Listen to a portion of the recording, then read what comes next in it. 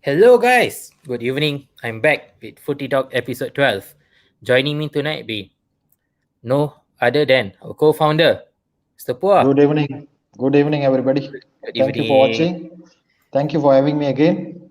Sure, we are thankful to have you again. And those that watching, Pua is smiling finally. I think all of you would have known why, right? I've been smiling since the Spurs game. I mean, okay. To those out there, thanks for watching us. But we will need a favor from you guys. Just help us by hitting on the like button, subscribe, and follow us. Get any of your friends, any of your fellows who's into football to watch us. You can follow us on Facebook, Instagram, YouTube, or Twitter. And do continue watching. We have great panels here. And hit it in the comment section and throw in your comments. So let me go and introduce one by one. Uh, we have Satya here, who was also our ex-national futsal goalkeeper. Hi Nice having everyone. you, Chief. Thanks for Hi, having me, bro. no issues. Sir Fahmi, I mean, those out there, you guys, Sir Fahmi is a YouTube influencer by himself. You can check it out in YouTube. Search for Sir Fahmi channel. Great shows. He covers mostly and Malaysians, most of you on Bahasa. So those who wants to check it out, it's something different that you don't get. Go and follow him out and check out his page. Thank you. Thanks. Last, we have Alan here. Alan, nice having you, Chief. Finally, Hey guys. Yeah, it's sorry, time. some technical issues. No issues.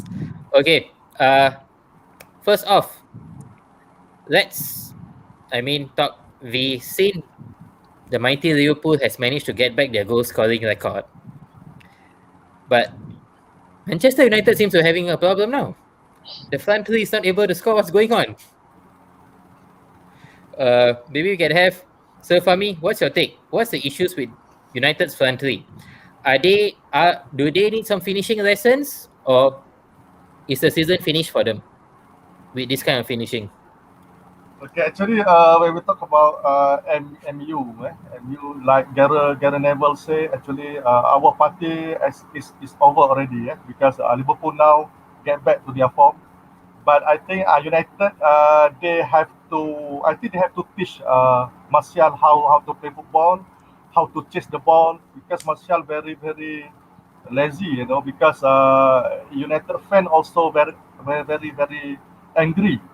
Yeah, because they say this guy very shit, shit. Okay, very lazy, and I see yes because when everyone else are chasing the ball, he just walk. Okay, and also you can play like that provided you scoring goal. You always hat trick, or you at least for one match you score one goal. You have skill, wonderful skill, because we have a lot player, lazy player like Berbatov also, I feel lazy, Okay, Berbatov. But what actually he did before, okay, in MUJC, he very good, always scoring goal. Okay, so I don't want to comment on Rashford because Rashford I think the most consistent players.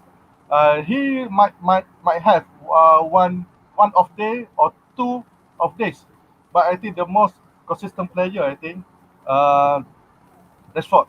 Okay, and Bruno. Okay, Bruno. I don't know what happened, but he changed a lot. He changed a lot. He changed MU because he becomes engine room for MU. But the latest game actually against Arsenal, he was quiet. He was quiet because try to play fancy. Okay, somehow I can see the rarity in Bruno. Because it's not the way how he played. It's not the way how he helped United until United become champion for 2 weeks. So now United drop again, and I think every teams in Premier League, Liverpool, Chelsea, also they have off day. They have blip. We call blip. They have blip. But United, I think they're not finished yet. They're not finished yet. Okay, they still, they still chasing. They're still chasing. If someone says they are losing to City, I don't think so, because 4 points actually is not far away. provided City also have some shambles, okay, during the journey. But looking at City now, I see they almost impossible to drop points now. But United, I think they still need to do more. They are not finished yet. Okay, interesting. I mean, United need to do more. They're not finished. Let's just hit some of the comment section there first. We have Dinesh here welcoming Abang Satya. Thanks for watching, mate. We have Dave. Alan, you're back here. Good to see you, mate. Alan, you Hey, seem to be having thanks. some guys. Okay. Pua from Dave. That's a classic Argentina kid on you, Pua. But we have an interesting comment here from Dinesh. Alan, maybe you want to take it. I mean, so Fami has mentioned about how Marshall is not performing and Bruno seems to be having off game. But Dinesh has gone here and said United's front three now is joining the OKU gang, thinking they're irreplaceable competency at the peak. Do you agree? Is that an issue? No, okay. Issue I've seen, yes, because I mean it's a long season so far. Consistency has always been an issue for any team, right? Besides injuries, if you look at Liverpool, for instance, right, injuries has wrecked them for sure, and then it's definitely added into the fact that they've been kind of inconsistent, which is why they've fallen off the pace. Which is also why Man City has been slowly clawing away, and now they're top of the table with a nice comfortable lead because they've been very consistent. So I think Man United has always had, or rather struggled, with finding consistency in their performances. They've run into a nice run of good form, but we'll see how it goes. I think that in terms of the front three misfiring, they've never been the most prolific front three. It's only this season where things have started to click of sorts. So like with Martial, he's getting goals. I mean, we all know Martial's not the most hardworking player on the pitch, but he does chip in with his fair share along with Rashford. We're too dependent on Bruno, I feel, and we don't want to tire the players out, or rather burn them by playing them all the time. So I think when it comes to how much depth the squad has, right, that's going to be called into question right now. Because if, let's just say, injuries does happen to Martial and Rashford, right, and let's just say Cavani is also unable to play, then who do we depend on, right? Who's going to step in? Which youth players can we call upon? I think it's tough. I think we've a very thin squad, and we're just trying to be as consistent as we can. I don't think we're finished. I don't think that they're the finished article as well. I think they've still got a long way to go in terms of improving. And I don't think that them not spending a bit of money in this transfer window would have helped their cause as well. Because I know we're out of the Champions League, but we still got the Europa League, if I'm not mistaken. And there's still a lot more games to go. So we've got to play it really smart to try and avoid injuries, first of all, and take our chances when it comes. I know Ole is gonna most probably try and get them to improve their finishing. Hence why they're not the finished article. They're far from it. But I think the most important thing for them right now is that they have to try and be consistent. They have to find that consistency, that level of consistency, to at least try and grind out results. And finish as strong as possible. Okay, I mean, you mentioned about consistency and trying to finish as high as possible, but Dinesh has gone on and said Marshall is never doing enough. Be firm, drop him to recover his form. Marshall has been taking a lot of setbacks, hits lately. I mean, by the way he plays, do you think Marshall should be dropped, or that is his body language, that is his playing style?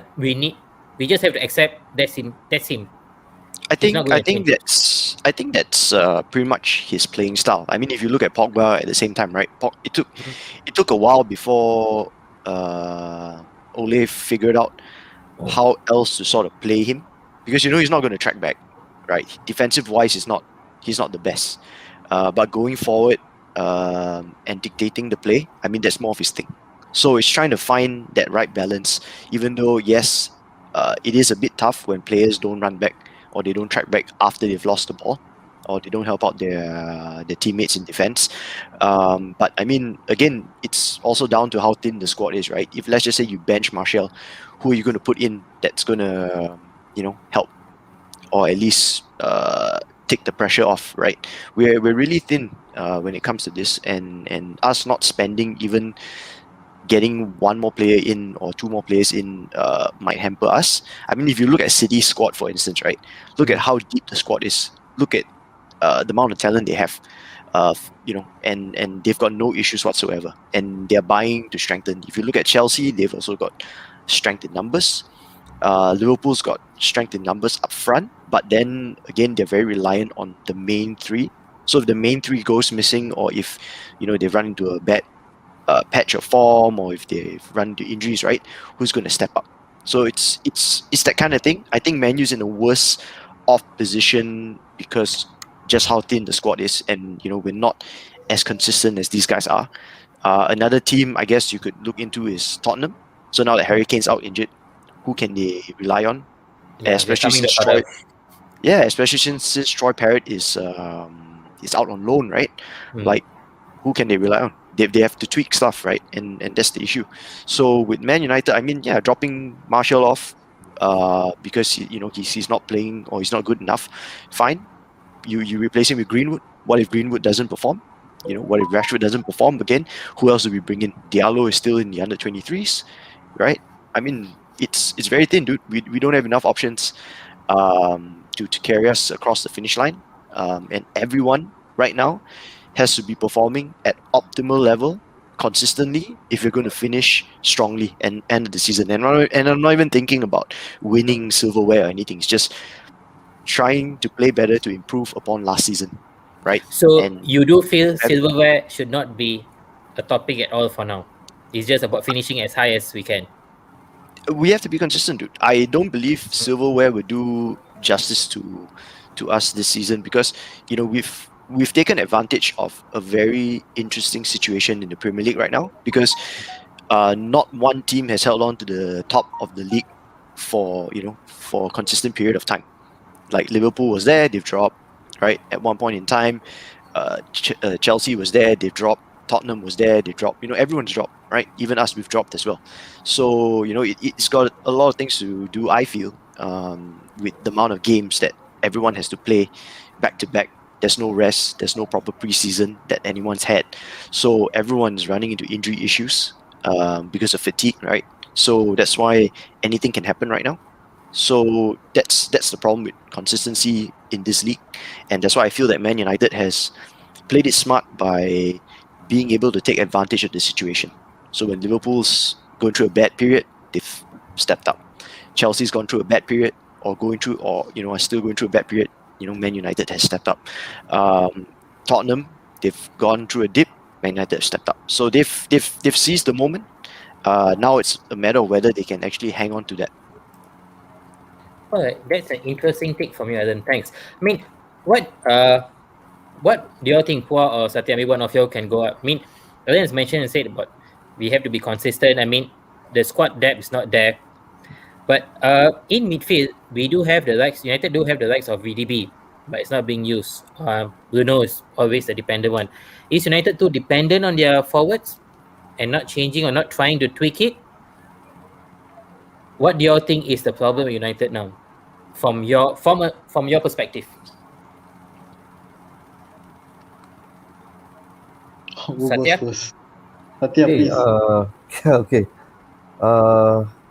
I think what Aaron has pointed out was quite spot on the very fact that all the teams has gone through a blip this season, probably due to the fact that there was no preseason.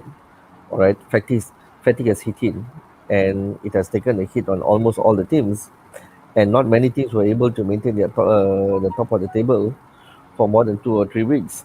All right, and Man U is no different, and there are no exceptions as well. So probably they're also going through a slump, but I don't think this is going to go will be a long term, because they are a team on form, and they're second on the table. All right, and Martial, from what I heard and from what I've been seeing, and I think it's not fair to have a lot of criticism on him. I think it's the very fact that he is being positioned on the left to cut in. I think that has actually minimized the manner that the strength of how he plays, because he's very much a centre forward. When you put the centre forward on their extreme left or right, you don't expect them to perform miraculously. All right. One of the reasons why he was bought in a very high value, because of his talent and the potential that he has as a centre forward. All right. Then came the likes of Rashford. I think Rashford is one of the key players that United has. All right. They can't afford to lose him through any injuries. And I think lately he has been troubled with his racial abuse. All right. So I'm not sure that could be probably a form of distractions to him. And as a form of an addition, I think Cavani is doing a great job. So the front three has not lost anything. I think it's a little slump that they're going through, and consistency. I think it cuts across. I think almost all the team needs one. All right, Liverpool is no different as well. If you realize the start of the season, City had it. Today, where are they? Liverpool had it. Okay, lah. Slowly we're coming up. Hope we don't jinx it. All right, and Emmy is going through the same slump as well. So to say they are a finished article, I don't think so, because we are just at the start of the second half of the season. Long way to go. I'm very sure there are a lot of twists and turns, ups and downs for all the teams. Okay, twist sentence. Paul, what about you? Do you think there'll be still twist sentence, or did the pressure get to the United front line that started to impact their performance? You saw like Rashford did want to take the first timer against Arsenal. Marshall is not doing his penetrating runs like he used to be. Greenwood seems to be. Greenwood, since the Finland incident, he has been off, but he did try to make some comeback recently. But we have Yep. seen they've been out of sort.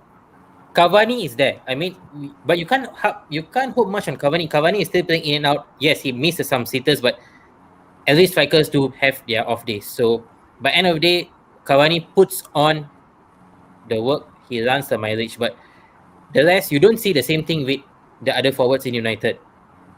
Has the pressure suddenly got into them that they feel that they need to deliver, or is just something else off field that's bothering them?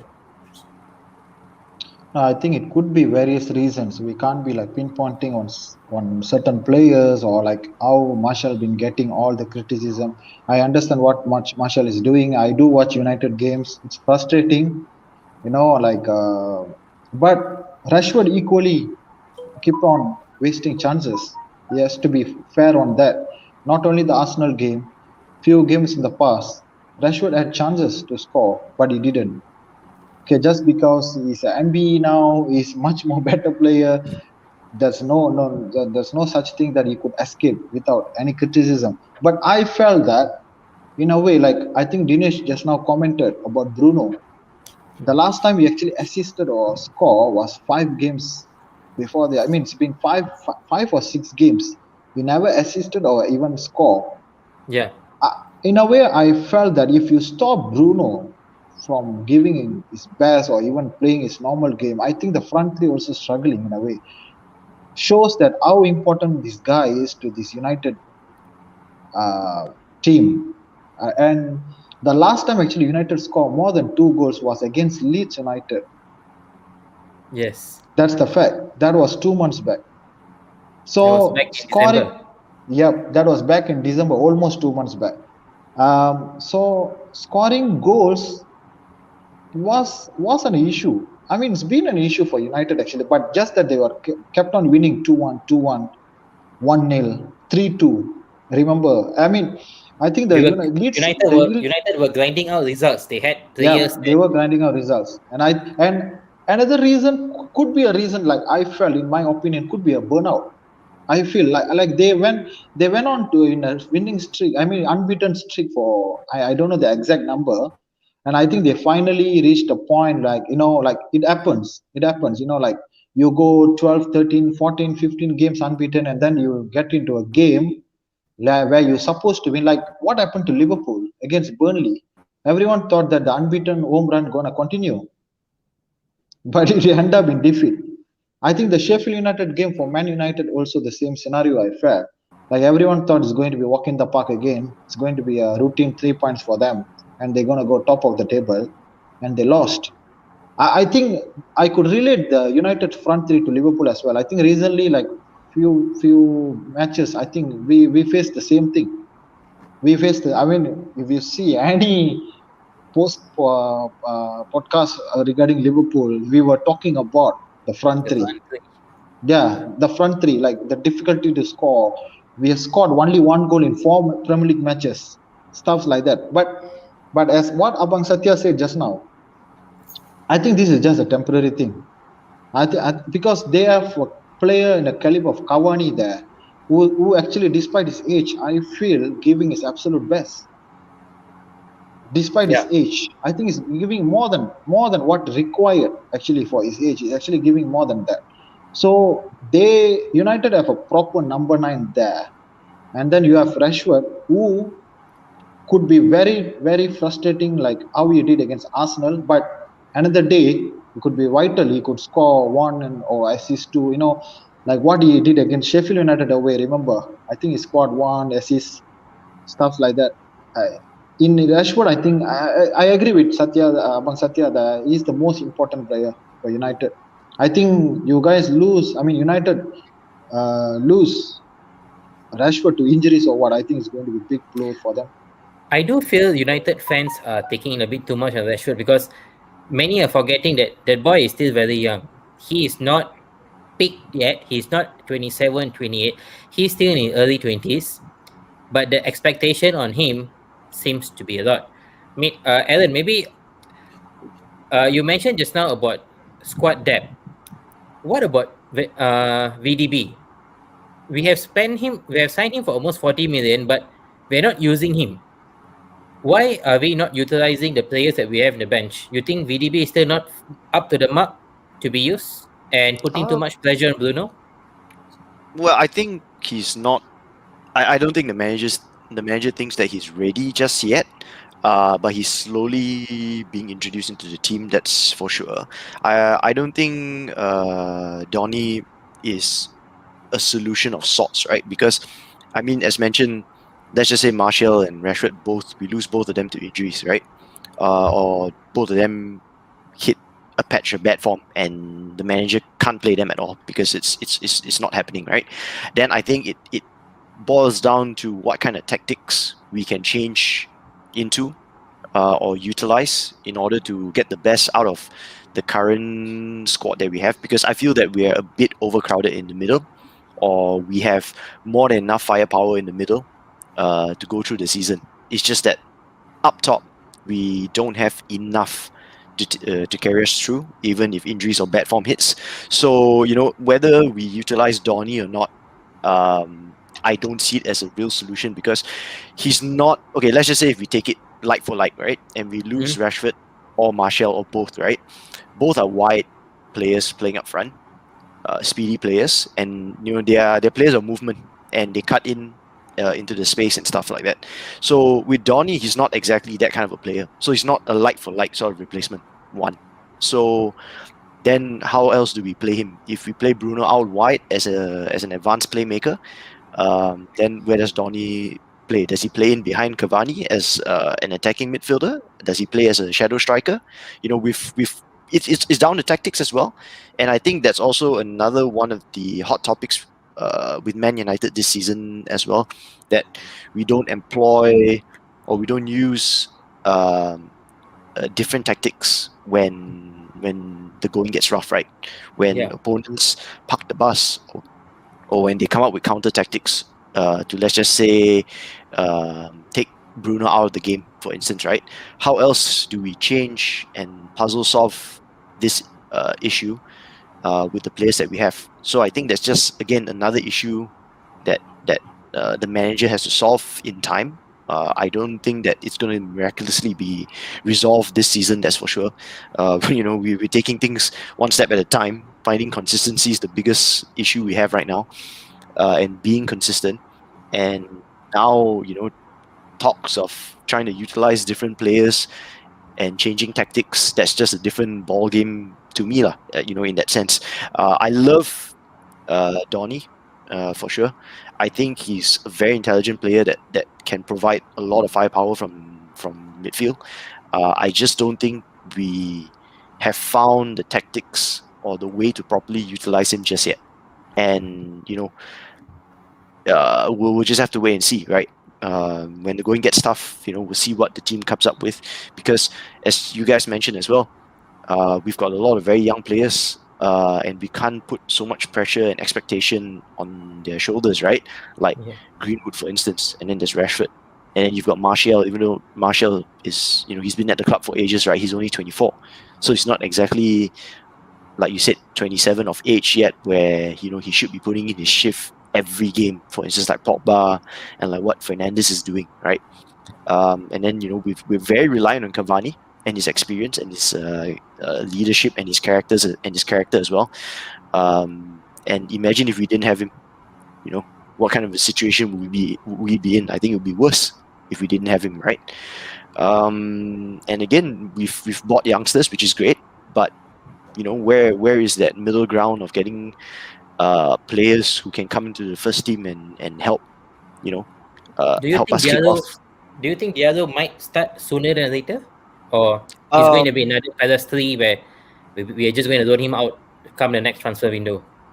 Well, I hope he does, because I hope he does step into the first team sooner sooner rather than later, right? Because from what I've read and seen, they've kept him in the first team bubble. So his first game against Liverpool for the under-23s, that was the first time our under-23 manager ever got a glimpse of him, of what he can do. So I think Ole is putting a lot of bubble wrap around him and trying to get him integrated into the squad as soon as possible, because he fits that player rather he fits the role that we need out wide in case Martial or Rashford is out, or even if Greenwood is out. So he fits and he adds a lot of firepower out on the wings. So they definitely want him in sooner than later. And I'm also just worried with the right back situation as well. I feel that we are lacking a bit of depth in there, because when you look at the left, we've got Tallis and we've got Shaw, right?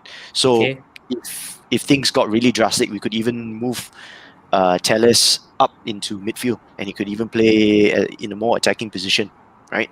But on the right, who do we have? We don't have Brandon anyone. Williams, Ethan Reid. Do you see Brandon Williams getting a game? I mean, he's still young, right? And that's the problem. We've got a lot of youngsters, and it's a lot of expectation to put on their shoulders, right? I mean, yes, the opportunity is there for them to step up and take it, right? But it's a gamble to try and expect stuff like this to happen, right? Especially when a lot of these youngsters aren't pushing or knocking on the first team door, like Greenwood, for instance. And I feel that even though with Greenwood, like, because we don't have the depth, we require him in certain situations. I mean, if you look at Man City, for instance, right, and you look at what they're doing, especially with how Phil Foden has been playing, right? Like, who would you drop in the Man City lineup right now up front? Like Raheem Sterling, would you drop him? Would you drop Jesus? If Aguero is back, would you drop him? And then you have Foden, and you've got De Bruyne, and you've got Mahrez as well. They've got depth, dude. They've got massive depth. There's at least 2 players in each position. City is ample with players. Even the centre backs is full of players. Exactly, right? I mean, look at Laporte. He can't even get a game. And Man United doesn't have that kind of depth, right? Liverpool has a depth, but injuries has ravaged them, and I feel that them loaning out players, it's the wrong time to sort of do it right now, especially when injuries have hit, right? But I guess it's manager's way of saying that he needs his players to grow up sooner than later. All right, and then just a final one before we move to the next topic. I mean, if you're given a choice, what do you think you would tinker or change with the current United setup? What would be the immediate change you do? You're talking about player-wise, tactic-wise? Player-wise or tactic-wise, what do you think needs to be done for the Southampton game? Oh man, dude, I think for the Southampton game, right, we have to utilize our midfield. That's for sure. We're relying too much on Bruno, and I think we're getting figured out by the opposition on quite a few occasions already, right? I mean, if you look at the Arsenal game, We threaten, and it's always a risk that if we don't take our chances, we don't get the result. But the problem is we're not problem solving a few things. We're not trying to utilize the players that we have to their maximum potential, and we're not exploring different formations and strategies to try and unlock the opposition, right? Oh. And we're starting to look a bit vulnerable in that sense. Southampton, I mean, everyone knows they've done a wonderful job this season, and it's going to be a really tough game. I see that it's we have to grind out that one goal win if we're going for it. Um, and sooner or later we've got to start making use of our midfield, and trying to explore different options as well, because again, we're just relying on bare bones, man. Like, we're just Yeah, relying correct. on this fixed set of players, and everyone knows the team sheet. I mean, like, I'm pretty sure all of us right now can predict and draw up the Man United team sheet for each game, right? Yes. Rashford gets out on the left. On the right, it's either Greenwood or Martial, depending on whether Cavani plays, and Cavani's only going to play up front. And then where's Bruno going to play? He's going to play behind the Behind. striker, right, in the middle of that trident. And then we only have two midfielders. So then it depends on whether we go with a hardworking midfield that's gonna do the dirty work, or we're going to go with a very creative midfield, which will leave us very vulnerable at the back. And that's just it. What else do we have? Yeah. I mean, nice take that, and I mean, we have a question from Anwali. Anwali is a founder of Napshop Studios. Anwali, Cool. nice having you on the show. Thanks for watching, mate. I mean, he has gone on to say, he has mentioned about Ole.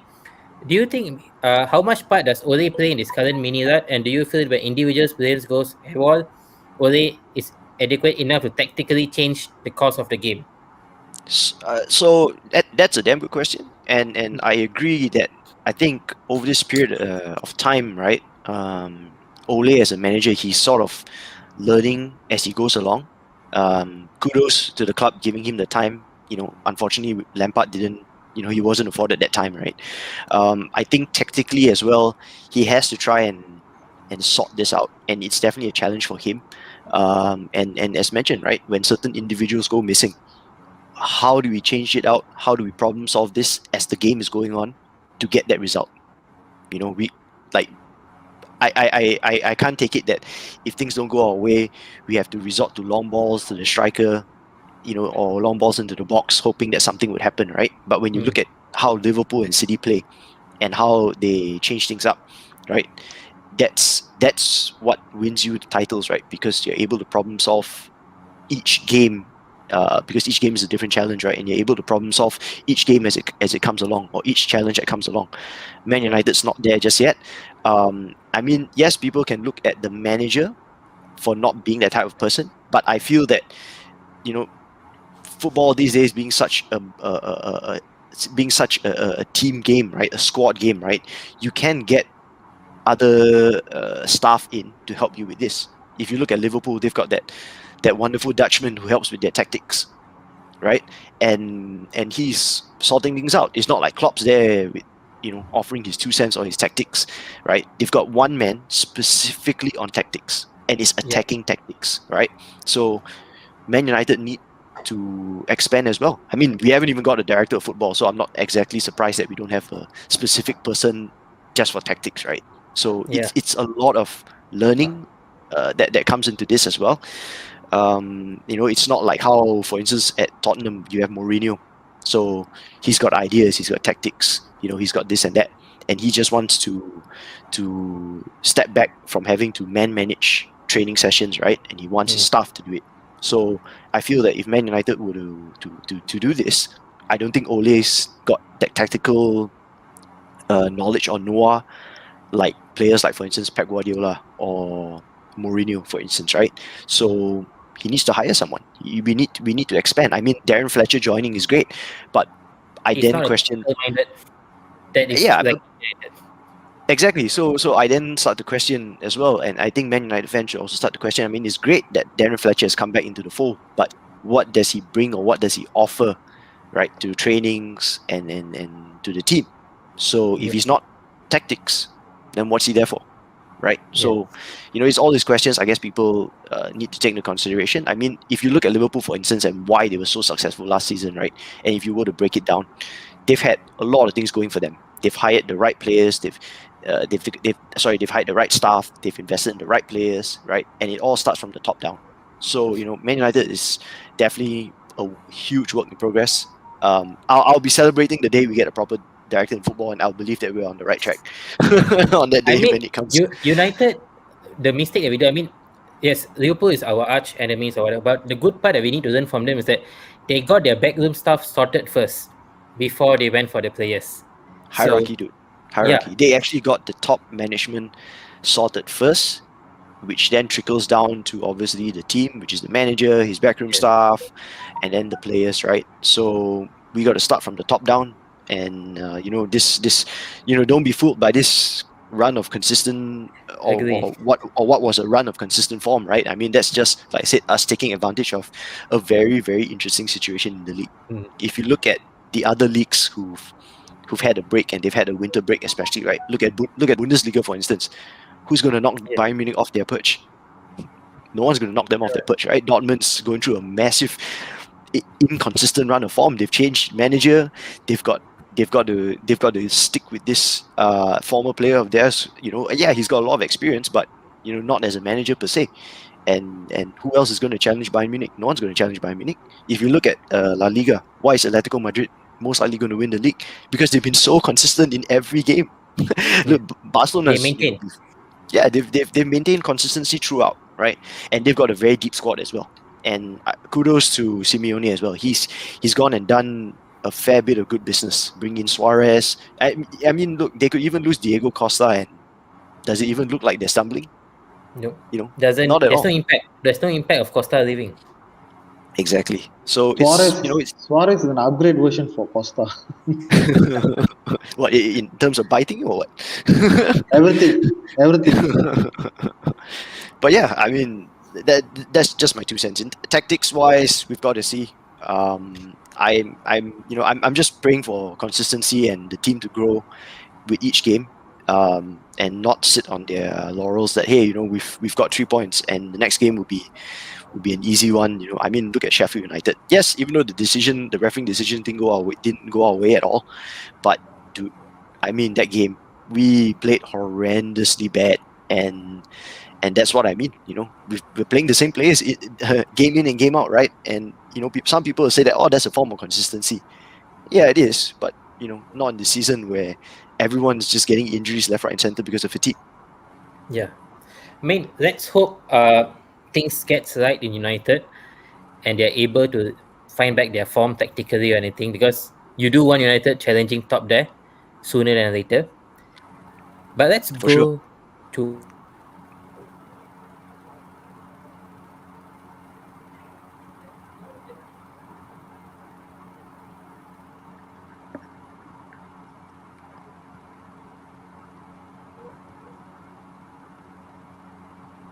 I think we lost Vinod there. We lost Winner, right? Yeah. Okay, we go to the second topic today. All right. It's regarding Spurs. And we know what happened to Spurs. Back-to-back defeat I'm back. for them. Welcome back. Welcome back, Vinod. We missed you, dude. I had some connection issues. How United is having connecting to score goals. But Go on, Vinod. Go on. yeah, I mean, let's hope United comes back to where they are and they find back their form. But talking about United, this one team seems to be having an issue here. What do you think is going on with Spurs? Are they too dependent on Kane? That they're I failing to be think independent? I think I have covered this in a previous episode. I think just last week I've talked about Spurs when we were doing the preview for Spurs Liverpool. I said exactly like what's happening now. I think if anything happened to Harry Kane, if they lose them to injuries, they will struggle. And I think it's quite clear. It's quite puzzling, right? I mean, like just now, Alan just mentioned that Jose is tactically found. He has better tactical mind than Ole. But despite being a more tactical genius, can't he figure a way out to play with his lesser players? I mean, last season the cry of Spurs was there's no depth, and they went on this year and brought in the likes of Bale. Bergwijn came in half season, now in his full season. Then he even brought in Carlos Vinicius from Benfica. Your Holberg So in as well. yeah, Holberg and I mean, so there is depth. We're not telling that the team is solely dependent on Kane, but has he built a team to solely play with only Kane and Son style of play that they can't migrate out from that? No, it's We saw obvious that we it's saw Kane. obvious that Son was out performing the last 2 games. He was out the moment Kane got injured. Yep. I think it's pretty obvious that how we actually supposed to play the game. They make sure that the back four solid and with the two defensive midfielders, with the new signing. I mean, Ochberg from Southampton. I think one of the best signing of the season. Uh, I think Ozil signed him to just make sure everything is fine at the back. I know they make sure everything is fine at the back. Okay, every manager doesn't matter is a world class manager or is inexperienced manager. I think if they want to create a team, they will create from the back. Okay, Loris is a World Cup winner, but I don't really rate him because he do have um, his moments of what to say, like disaster class. He do sometimes he do mistakes like would be costly to the team. So, but the back four, I think they badly need a centre back.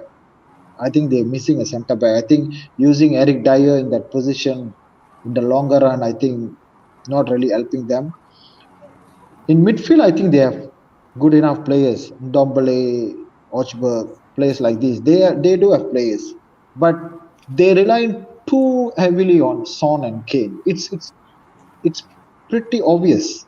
I think we can see the amount of goals and assists combined by both of them. It's pretty obvious. I think their gameplay, their tactic is very simple. I think they will make sure everything is fine at the back and then a quick counter attack. I think they did this. They did that against Man City. They did that against their arch rivals Arsenal in the North London derby. If you guys notice, Arsenal were enjoying the position. Jose didn't care. He was just waiting for that one moment to win the ball in the midfield, and then one pass from Harry Kane to Son goal. I mean that's what they've been practicing.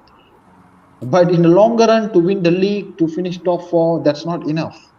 That's not enough. And Kane, given his injury record also in the last few seasons, it's quite alarming actually. He's been getting injured quite Often. quite often. For quite some time to be out. Quite some time. He have his issues with his ankle actually. I agree that when we were doing the preview for a Liverpool game, Liverpool Spurs, I mentioned this. I don't see anything special on this Spurs team. They have special players like Son and Kane. That's it. I don't see anything extraordinary from them. And it proved to be right for now, things could change. They could beat Chelsea this weekend and get back on track. But I think it depends also how long Kane will be out injured. It depends. They need someone like him. Without him, Son would definitely struggle. I think we saw that against Brighton. Everyone expected Son gonna go score goals for them. Without Kane, he's going to be the focal point. But Spurs struggled both halves. Even though Ozil tried to play mind games, I think he said first half dominated by Brighton. He said second half they came back strong. I didn't see them came back strong. They didn't come back strong. Brighton could have whipped them out 3 or by 4 goals in that match. It could have been 4-0. It could have been 4-0 at the end. I don't know which part Jose came out and saw a better game from them.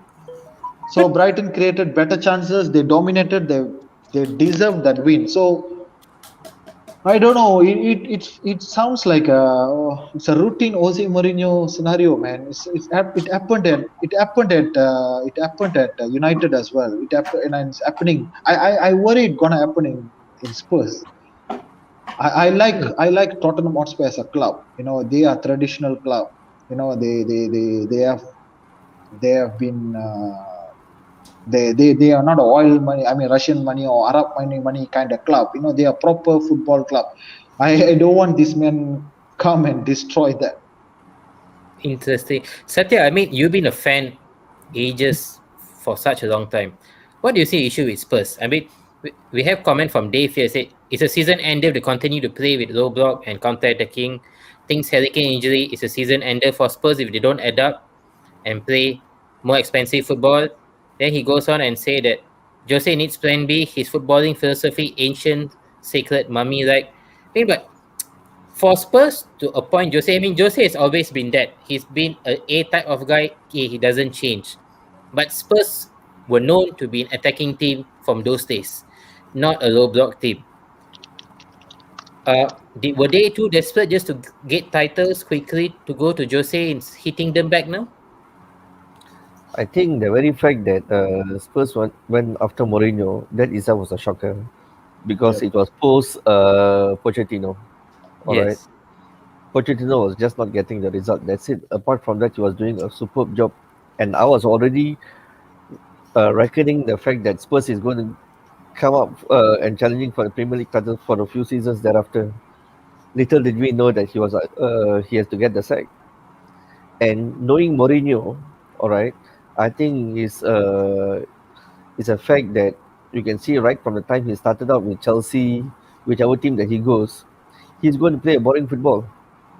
All right, attacking football was never his forte. All he needs is one target man at all. When Chelsea, he wanted Drogba. When he goes to Inter Milan, he had the light of Zlatan. All right, when it comes to MU, he wanted Lukaku. He always relies on one target man. Pump the ball to him, hold, somebody will do the running and finish up the job. So in this case, he did the same. Rely on Harry Kane. And he was not like any other managers who rotates the squad.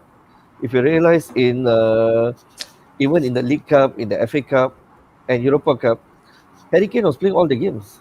Yeah. So there was no rest for him. So to expect Harry Kane to be injury free, that's a big ask lah. All right. So and another thing, this is the price you pay when you overly rely on one player for goals, especially because this one person goes, that's it. There goes your goal scorer, and thereafter you have to look for a plan B. You bring in the plan B when this guy gets injured. This plan B player never had a game time in the first place. Hmm. How do you expect the next player to come and replace a Kane? All right, to come in and immediately fill in the shoes and score 20 goals. That is also a big ask. Yeah, And you even know, when we saw Carlo Ignatius when he came in on the second half on Brighton game, he had only 25 minutes of Premier League football throughout the season. that is what Mourinho is all about. He has his core players that he trusts, and he moves around with their squad. The rest of the players are deemed as fringe, all right, more or less to complement his way of football. So Pua has got the tactics right, and these tactics, it is not that something Mourinho was having it with him yesterday, today. Is from the time he came to Chelsea. Yeah. Have a solid back four, have two or three guys who do the dirty job in the midfield, have to have one target man, and the others to come and finish up the game. That's how his game is.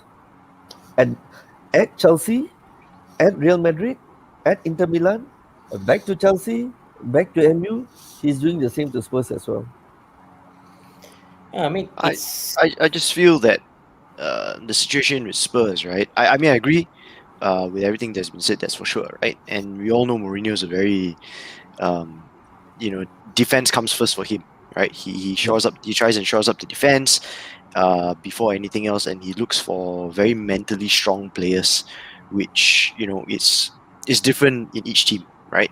I mean, if you look at his Inter Milan, why they won the treble, right? It's all experienced players that know how to get the job done, and it's the same with Porto as well. He relied on experienced players.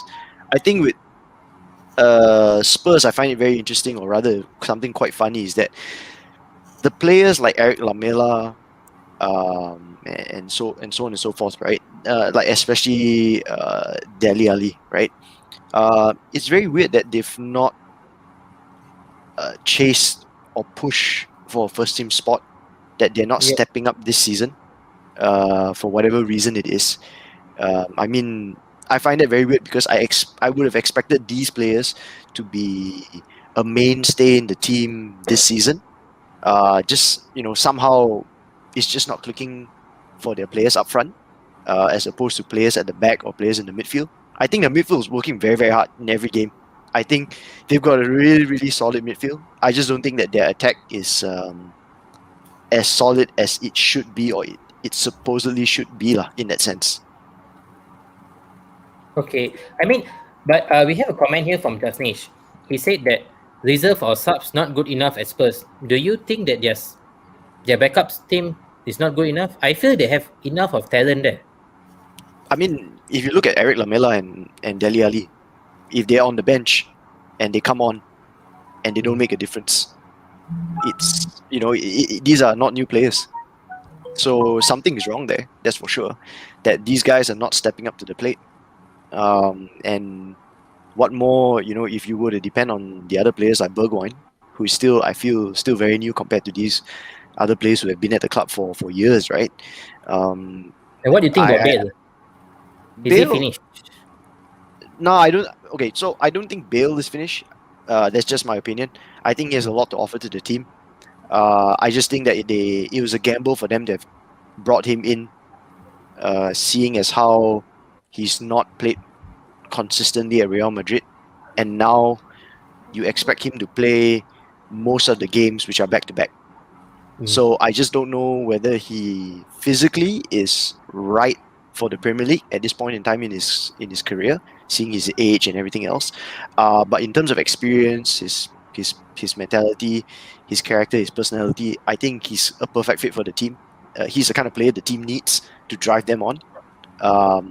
And I think Jose was hoping that he could have helped spur on players like Dele Alli and Lamela and Bergwijn to at least cement a first team spot alongside Son and Harry Kane. And I mean, if for instance they were firing on all cylinders, right? I don't think they would be in this position at all. I think they will be scoring lots of goals. They'll be threatening a lot of defenses because they've got a squad that's played together for years, and they are at that age. The average age of their attackers up front is the right. They've sort of come off the age where they're like 26 onwards, and that's where you got to milk your up front to the maximum potential, right? But that's why I find it a very weird and funny and interesting situation at Tottenham right now. They're not firing, but they're at the same time, if they can't get goals, they'll settle for a draw, because defensively they're still very solid in that sense. Very interesting. But I mean, so Fahmi, what do you think? Do you think it's the team, or you just feel Mourinho is finished? Because we have a comment here. Justin mentioned that. Do you guys think Mourinho is finished? I feel his failure to win La Harsh. Decima with Real has forever haunted him. Never be the Harsh. same again. Do you think it is that thing that have changed Mourinho, and he's just being too rigid, or we are being harsh on him? Okay, I think for Jose Mourinho, the class of like Jose Mourinho, he won a lot of title, right, with Chelsea. Okay, couple of cups. Okay, he won a lot. Okay, but when we talk about Spurs, actually for me, I think they maybe Jose Mourinho already reaching the peak. No one bother about his tactic. I think the picking, because he won a lot of things. Now at Spurs, he tried to emulate the same thing, but I think he cannot copy whatever he has done at Inter, at Chelsea, even at MU. He won few cups, right? Europa League, right? So for me, he tried to copy, and then for team like Spurs, even though they have the player like Bergwijn, okay, Son, Kane, uh, who else? Hubert, right? Lamela, you can list that, okay. But I think Spurs is not top team. It's not team that challenge for title. They yes they gone to final, UCL 2019. But I think that one is not. It's not because of they actually the very big team. For Spurs, they have to do homework. Homework, I think they have to find stars, okay, players that can change, okay. Yes, they have Kane, they have Son. Yes, I know, but where are they now? They were at the top before, but we don't talk about topping the table in the mid season. No, Okay. we want them actually consistently challenging for title. Yeah. 2019 they almost win, but Mm. almost is not winning. Almost is still failing. So I think the team like Spurs, I think they have to find players, still have to buy players because during the transfer windows they were silent, they were silent, and the player that they have, they need to invest more. And Jose Mourinho, I know the reason Spurs hire him because of Jose Mourinho very specialist. He is specialized in winning trophies. I know, but you drive the wrong car. You drive the wrong car. You're not driving BMW. No. Okay. That's very harsh. Nice. Uh, that's even But harsher. Yes. That's That was even a harsher. spot. Yes, That was a because that's spot even on. when harsher. But Sir when Fahmi, yes, yes, wasn't Mourinho was brought because all this while Tottenham Hotspur was only producing Honda. yeah, They yeah, wanted to produce BMW. Now, wasn't he brought to achieve that? yeah. Yeah. If I see Spurs, in terms of players, how actually they invest players. I think Mourinho, yes, because of the history. Yeah, we don't talk about history because whatever you did before, people don't bother actually because they want to see result now, right? Maybe Yeah. he actually block, right? Block from, you mean block from buying players, right? We know. Yeah, I mean, he has bought players. I mean, we can see Pochettino time, like how Satya mentioned that he was playing great, everything, but in his final season, Pochettino wasn't given the funding backing. They did not Yeah, give him the players that he wanted. He went one whole season with no players and brought them to Champions League final with still a miracle with the type of players they had.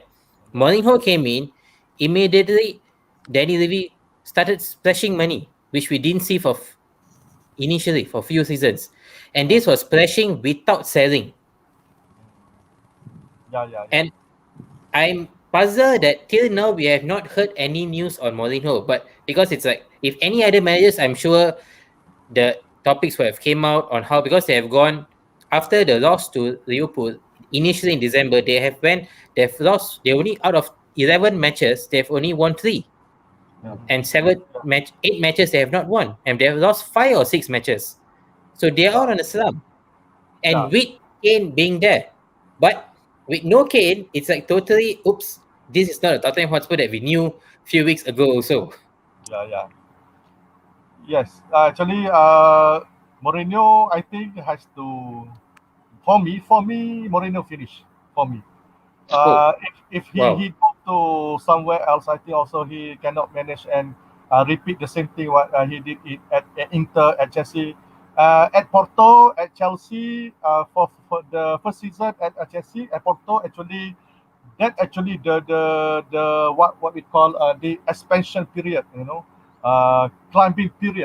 climbing period for Jose Mourinho, and he actually building name during that time. Yes, I know, because when he coaching Chelsea play very very attacking. It's not like part the bus. No, he parked the bus later on, but during early parts of his managerial career, he actually play attacking football. And I like to watch Chelsea before, even though I am Liverpool fan, but I like to watch Chelsea how they played before. But I think Mourinho finish. Mourinho finish, I think. Oh, wow. Um, I don't think Mourinho is finished. I think it's quite harsh on him. I think he still have a League Cup final to play, and he's still in a FA Cup. I think his main target this season is to win something. to win a silverware. I think in same goes to Ole at Man United as well. He has to win something, regardless where they finish in the league. Of course, top four is a must for clubs like United. But I think for Spurs, I think Jose would be having a plan B, like if things not going according to the plan in the league, I think he would go all the way to win the Europa League, which I believe Spurs capable of do that. So if let's say you go all out and win the Europa League and the League Cup final against Man City, he always get the better of Pep Guardiola in recent years. So if that continues and he win the League Cup and Europa League, that's not Jose Mourinho finished. And just now, Jasmine said his failure not to deliver the 10th European Cup for Real Madrid. I partially agreed on that. I believe that he still have that regret not to win the European Cup for Real Madrid. I think he delivered in also Chelsea. Also Chelsea, despite winning everything, his failure not to win the European Cup for Chelsea and Real Madrid still haunting him. But I always believe that when he managed Real Madrid, and remember his worst Poor, we have a defeat comment ever. from Dave for you. Don't be diplomatic. I'm not being diplomatic, but I always believe people criticizing Mourinho being a defensive manager. I always go back to one game, which I believe was the turning point. His worst ever defeat as a manager, 5-0 at Nou Camp. I believe he took his Real Madrid side to Barcelona and lost to the prime Barcelona side managed by Pep Guardiola 5-0, despite his side having players like Ramos, Ozil, Di Maria. Not sure Ronaldo was there. I think Ronaldo was there. Yes, Ronaldo was there. Benzema was And there. and if you guys notice, his Real Madrid side actually took the game to Barcelona and ended up losing 5-0. I think that game turned to be, in my opinion, turning point to his footballing philosophy. We can say that his team uh, played defensively in Champions League final against Monaco when he was with Porto, but he still ended up scoring 3 goals. He won that game 3-0, if not mistaken. Yes, he did. And his Inter Milan side, alongside Jurgen Klopp's Liverpool, were having until today the least possession in the Champions League final. I think it's around 30+% only in the final. But he still convincingly beat Bayern Munich side 2-0 in that final. People can say but I always believe that game against Real Madrid is his worst ever defeat as a manager. That 5-0 defeat changed his philosophy completely. He started to believe that when you go up against better team with better players, you have to be cautious. You can't see his side actually play defensively against sides like Sheffield United. You see the Sheffield United game where Spurs won 3-1. They were not defensive the whole game. They were kept on attacking. They kept on creating chances. It's deep. I think Mourinho is a manager that who actually sees the opponent. He will see the opponent. If the opponent is much better and they have better player to player, he will go defensive. He will make sure that everything is fine at the back and then go counter attack. I think that's what Mourinho is all about all this while. But I think for the past 4 or 5 years it's not working for him. Probably I think the managers, probably the amount of managers we have at the moment, too many good managers. If you see Too many good during managers Alex Ferguson time in the Premier League. I mean, it's in like the all the managers have decided to come to the Premier League. You have the best, the cream on tops of Europe fighting in the yeah league. yeah And it's just a different battle. It's just a different playground, a different war that is going on now. yeah and I think pretty much every managers know what Mourinho gonna do. That's the first point here, in my opinion. I mean, if we play against Klopp or even Ole against United, they won 6-1. I understand. But that's after Marshall been shown red card and United gone 10. I mean 1 man down to 10 men. I think if not for the red card, I'm very sure we wouldn't have ended with 6-1 defeat.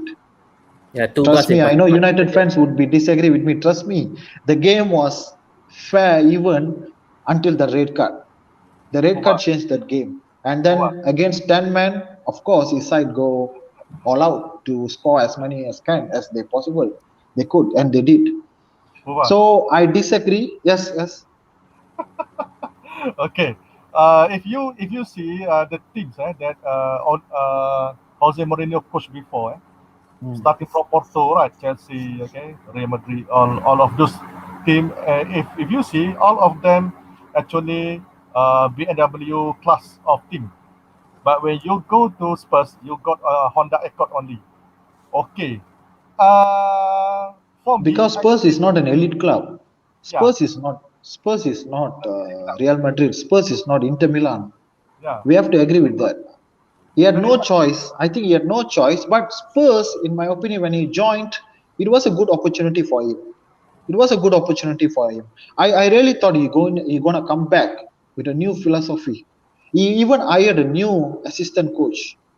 He's no more with the assistant coach Yeah, he used to be with.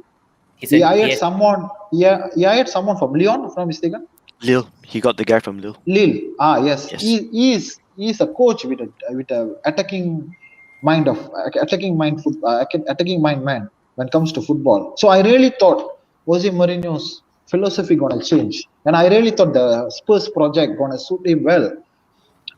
But last season he was unfortunate with injuries. We have to agree with that. He had massive injury list last season, Definitely. and That's for sure. yep. To be fair to him, and I think finishing the Europa League placing in a way it's a good finish for them, and that's why I still remember the last league game for Spurs away to Bournemouth. They got a result that made Spurs to finish the Europa League placing.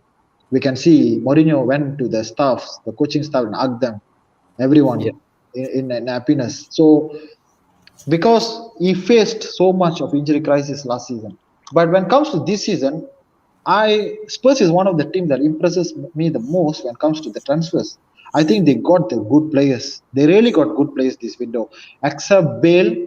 Bale is debatable. I think it was. I think he saw Bale's situation at Real Madrid and just like I thought feel of, Bill is just not match fit yet. He's yep, still it's not not. there. He's Yep. not match fit, and we are judging him a bit too soon. It makes sense. It makes sense now why Bale never start for Real Madrid. I am Oh one no, of the person who criticizing Zidane for not starting him, but it makes sense now. I want to hear more from Aaron actually on this. About Tottenham? Yeah, About Bale? Tottenham, yes. um, About Mourinho being finished. Is he finished or I far he, from mean, it. is Far from it. The Aaron, man, the man's a winner. there, the man, He, he's yeah, a he's a serial winner. He plays to yeah. win. He doesn't play fancy football. We all know that, but he plays to win, right? And no one can fault him for that. So he's definitely not finished. I just don't think that he's found that balance with the Tottenham squad right now. I mean, like he's definitely trying to stop them from conceding goals because not to say Tottenham's defense was the best, right? Especially during the last few years of Pochettino's time at Spurs, because even Pochettino himself has said at the very beginning when he spoke to Daniel Levy, that after 3-4 years you need to sell players and you need to reinvigorate the team with new players, and no matter who the player is, you have to sell it, right? And I guess that's why he got the sack, because he couldn't work with Daniel Levy when it came to the end of his time at Tottenham, because he wanted to sell some players which Daniel Levy felt could never have been sold, right? He felt and that's also an issue, because you've got someone like Levy, who's supposedly supposed to run the club and the business of the club, but he's also got a hand in the football matters, right? Telling the manager, you can't sell this player even though the player is not performing, so you have to do your best to try and get him to perform, which in my opinion is almost bullshit to a certain extent. Pardon my French. So Pochettino paid the high price for it, unfortunately for him. I think Mourinho, fits Tottenham now because Daniel Levy knows that uh, whatever the squad Mourinho has inherited, he'll do his absolute best to try and get results with the squad. So he's going to make life easier for Daniel Levy in that sense. In terms of what he's doing now, I think I don't think he's finished. He's far from it. I just think that he's trying to problem solve why players like Lo Celso, Lamela, Dele Ali, why these players are not clicking, why they're not, firing or staking a place for in the first team, right? And him having to depend on Son and Kane, I'm pretty sure he hates this scenario right now that he has to depend on Son and Kane, but he has no choice because we can't depend on Bale because fitness wise, I don't think he's right for the Premier League yet, or he has to be played for certain games. He can't be played like Cavani in every game, or like Bruno, for instance. And then you've got the other guys who've played together for years and they're not even doing anything. They're not picking up their fair share of the weight and the responsibility. So I think he's got to try and fix this, and at the same time, he's definitely got to try and shore up the defense to try and at least get draws. If they can't score goals, try and get a point. I think he's doing a great job. I don't think he's doing a bad job at it. I just think that there are certain players that are not stepping up. I think if you look at why he bought Højbjerg, for instance, because I don't think he can depend on Eric Dyer because he's inconsistent. You just don't know when he'll get a red card, right? And he'll put the team in a massive deficit. So him buying players, I think I agree. They've bought really good players. Now the problem is the players are not clicking. They're not stepping up. Bergwijn is not stepping up. Lo Celso is not stepping up. All these players are not stepping up, and he's had to depend on only a handful of players. And unfortunately, Kane is one of them. And now that he's injured, right, he's got to tweak, which I'm sure he will. He's not been the man who will never tweak his tactics and formations depending on the situation. He might even just play defensive, park the bus, and then go for the long ball counters to try and sneak that goal, right, against Chelsea. Because he doesn't have Kane up front, but who knows, right? He could surprise us. I just don't think he's going to throw the towel in and admit defeat, because that's just not him. Even when he was at Man United, and I'm pretty sure he's had an even rougher time managing Man United because we don't have a lot of players of that caliber, of that mentality. Hence why he had to bring in people like Zlatan, right, to try and add that bit of bite into the team. He'll find a way. He's very creative in that sense, even though a lot of people find that or say that he's not creative. He's a winner. He'll get the result. No doubt about it. I think a lot of people are also very harsh to judge him. Like, for instance, the game against Liverpool, they get hammered. They lose 3-1. And other games as well, when they lose 3-1, or the game against Brighton, they lose 1-0, right? People are very quick to jump on the bandwagon. But I think there are bigger problems that he's trying to solve first, and then only the results will come. And it's not easy. You look at the back-to-back games and the amount of time that he has with the players, and they're trying to turn things around. People quickly forget that football is a team sport, and it's not very easy to try and turn things around when you've got to manage so many personalities and players and characters, right? Take Man United for instance. You've got Martial. If he's not a hard-working player that likes to run up and down, then you've got to try and manage him because he's in the team. Because you know that attacking-wise, he can offer you goals, but defensive-wise, he cannot do that kind of shift. So, I think in Tottenham, it's a big puzzle for Mourinho to solve. I'm sure he'll get it right if he's given the time by Daniel Levy, which I feel he will, because I don't see Daniel Levy going out for any other manager at this current point in time. And also, we also got to take into consideration the financial restrictions for all the clubs. Their piggy banks or their income sources has been hit drastically because of the pandemic. So if you look at the transfer window, it's a lot of loan deals, not many transfers, because no one's got that kind of money to throw around these days.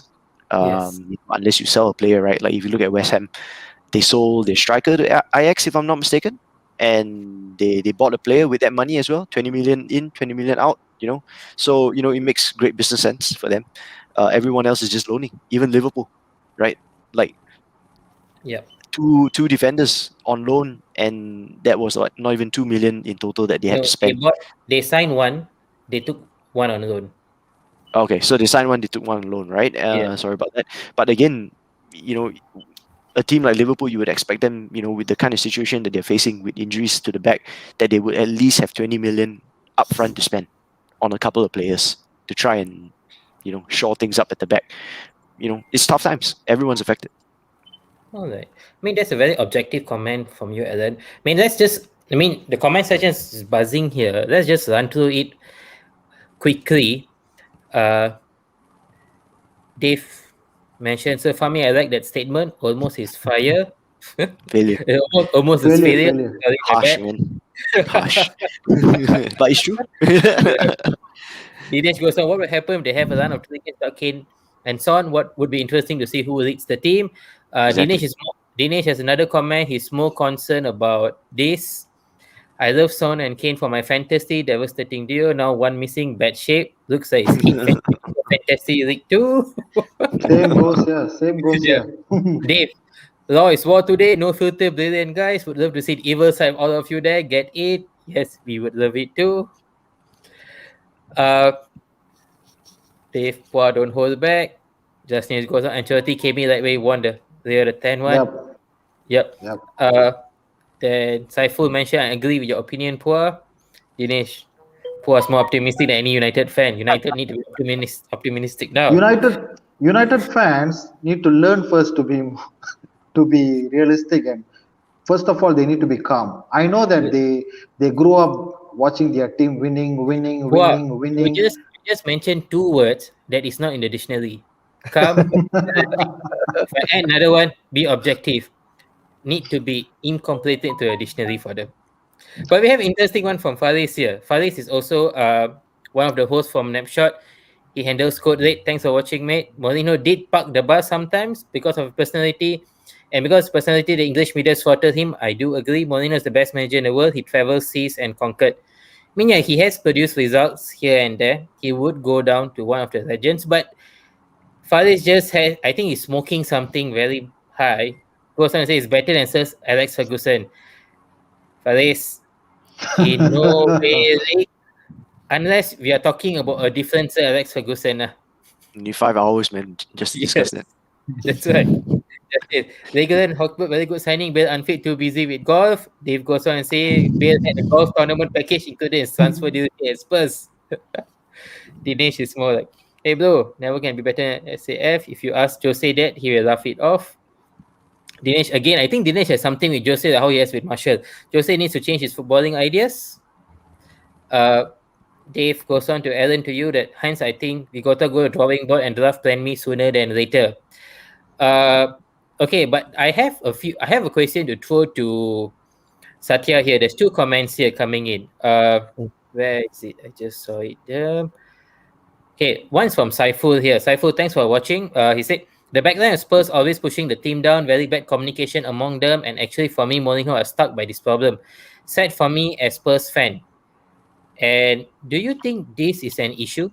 And there's also one more comment here that mentioned that Mourinho can't change the players, can't make them into a world-class player. Do you think, is it true? I mean, this from Dinesh. Jose needs top players. He can't develop average player to a top player. Panel state. I think what Dinesh said was partly true, because when Mourinho inherited the Chelsea team, it was totally a team that was totally overhauled by Roman Abramovich. What Mourinho wanted, he gets it. All right. Thereafter, he went to Inter Milan. It was a highly successful club with rich cash. All right. Whatever players that he wanted, I think Inter Milan just threw the money to him, and he was successful there.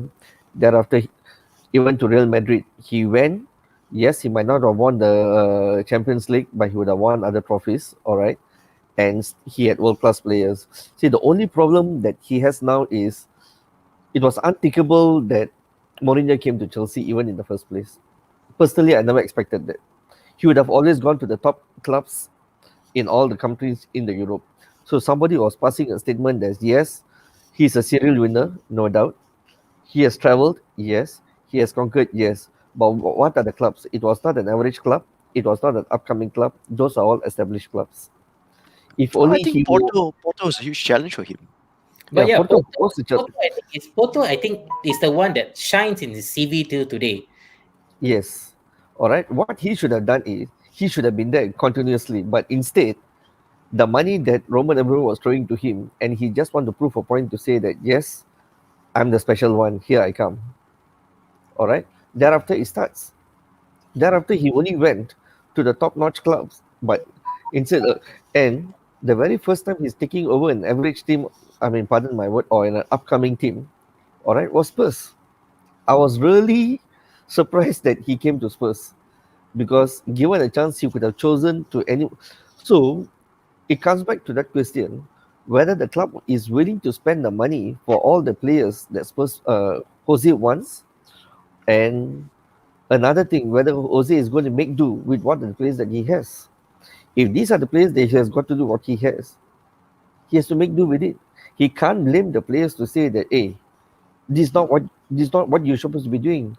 But these are the quality of the players that you inherited. You came in with your eyes open, you inherited the squad, and these are the players for you. And this is the structure of the club that we are not going to throw too much of money for you. Live with it, manage the squad. Okay, I mean, yeah, it will be very interesting because Mourinho to Spurs is a different ball game by itself. Let's see if it's don't mind. If you realize, just before Pochettino was sacked, Pochettino was not given enough cash to buy the players.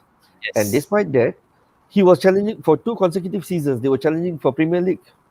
One season they were losing off to Chelsea. That's the year that Leicester won. Yes. It was a neck to neck. The subsequent year also they fought. And with no cash, they still went all the way to the Champions League. And that was an average squad. Here you bring in a world-class coach. There's better expectations from you then. Yeah, I mean, let's hope that Mourinho proves himself. We will all love to see. Let's just run through the comment quickly and then we move on to our next topic. Hi Joel, thanks for watching. Joel is also here, also from Napshot. Agreed, poor United fans got he's gone to United. United fans got to realistic their club ambition. Jose is a big loss to United. May he succeed in Spurs. Just need time and proper yes. Totally agree. Jose is a big loss to United. I wonder how Dinesh gonna react to this. No, there's another matter that's going on in the comment section. I mean, just let's run through it, a sneak peek. Looks like Sid Fali goes on. If Alex Ferguson goes to Inter Madrid, will he succeed now? We never know. Never know. Sid Fali.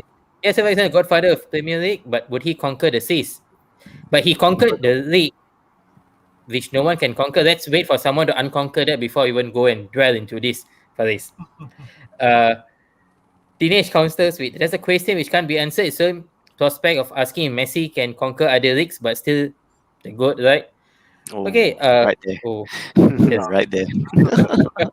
It's the same. Then we'll end up with Cristiano as well. I think Alex Ferguson should be judged based on his consistency. I think nobody could be consistent as him. And I think along the 23 years, I think, or 25, I'm not exactly know the number there. 23 or 25 years, he actually created 4 solid United teams. Yeah, a different. I think the 94, the 99, 2008, until the last title-winning side. I mean, for me to just how do you evaluate Alex Ferguson is simple. The last winning side that we had. Yep. Do you think anyone can win a league with that squad? Yes. The last team that won the league, just us as in anybody, can anybody win the league with that bunch of players? We didn't have much of superstars. But 2013, right? You guys had Van Persie, you guys had Rooney. You guys had world-class players actually. How many class players that you had? We had Rooney, we had Persie, Van der Sar, Patrice Evra, I beg to differ on this, lah. Like we had a solid team that I We had felt Uh, would solid team would actually. have and should have won the Champions League as well in that season, because that was the squad. Like everyone was of that age, like the old AC Milan under Ancelotti. You had an abundance of experience and Yeah, characters yeah. and leaders, Spot right? on, And spot on. and talent. you You had know, you they had they you should had have won more. talent, but you didn't have the legs in that team. There were more young talents, young players there. There was not much of squad depth. That's where I'm going at. If you, I mean, Barcelona before Iniesta and all left the team, they also reached the end with Puyol and Valdez and stuff, right? Yes. They too had it, they were losing their legs, but they still won titles. AC Milan, Juventus, Inter Milan, all these teams, even Bayern Munich, when before they had an influx of youngsters, right, and they had so many old players, they were still Mm. up there. Experience does count, and for me, I feel that when you look at a manager like Mourinho, he works Mm. better with experienced players than he does with younger players, because I guess it depend. I guess it's also the brief that's given to him. If he's there to win, he knows what he needs to win or what it takes Mm. to win. Um, and that's why if you look at Inter Milan, for instance, why they won the treble, you look at that team. Uh, which player was considered a youngster in that team? Everyone was like coming to the end of their careers, Inter, right? Inter Milan In was a team of just Yeah, and over. and if you look at Ancelotti's AC Milan at that time, right? You only had one or two youngsters in Kaká and Mm. and who else? Everyone else was of the age that they were close to 30 or above 30, But and they had that it. squad, that squad that won the league, mostly had Fletcher playing in the midfield with cleverly too. Yes, we had you had the bronze there lah, with some players. We did. Ferdinand was still there. Evra was still there. I'm not telling no, but the midfield wasn't a. I would not say was the best team United had, but Uh, you had talent. It but wasn't but the but that's best. but that's the thing, right? Like all you needed was two hardworking midfielders to win back possession and give the ball to the other players like Ryan Giggs, Wayne Rooney, right? Van Persie, right? You had all these players that you could pass the ball to, and that was that winning formula, because he's got all these experienced players, all these winners in the team, and he just had to make use of them. And if they can't run, he'll get the other players, the younger players, to do the running. They just run, they win back possession, and they give it off to someone else, and they work their magic, right? So it was the same with AC Milan. The moment they lost Gattuso and Pirlo in midfield and Serdov, that was it. It was game over, right? Yeah. It's just that Man United team that won the league.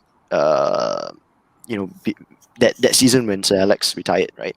He That was the team, and that was the end of the team. That was his ending statement. I felt, in a sense, like this is his last season, and this is the team that he's going to win the league with, and he knows that the next manager that comes in has a massive overhauling job to do.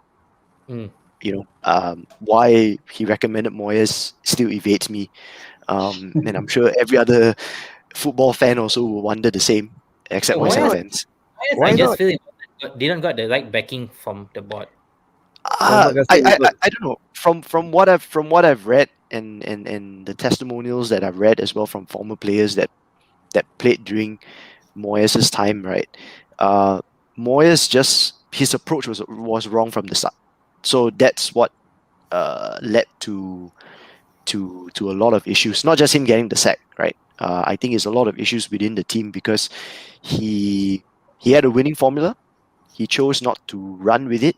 He chose to do different things with it, and that led to a lot of problems. Like, for instance, one big example, right, is that he was telling Vidic to study and shadow Jagielka because he's a better defender. I mean, you're telling a winner, a mul- a player who's won multiple titles and the Champions League, to shadow a, a defender in Everton that's never won anything. Wow. I mean, it's stuff like that just doesn't work. How can you as a manager tell a player who's won silverware to improve himself by studying a player who's never won silverware, Yep. right? So it's all these things, right, that ends up destroying a team. And I felt that Moyes, it was his inexperience and him not listening to people that that caused his own demise, and ended up flushing out a lot of these players, right, forcing them into early retirements, because if they don't want to play at Man United, they don't want to play anywhere else, and they can't play at Man United if they have a manager who's not won anything, telling a bunch of winners that you have to improve yourself by doing this and that. I mean, it just doesn't make sense, right? It's the same at Barcelona. You get a manager who's not won silverware. You get many managers who've not won silverware try to impose themselves on the team that's literally won almost everything. And it's like, how do you how do you manage that situation, right?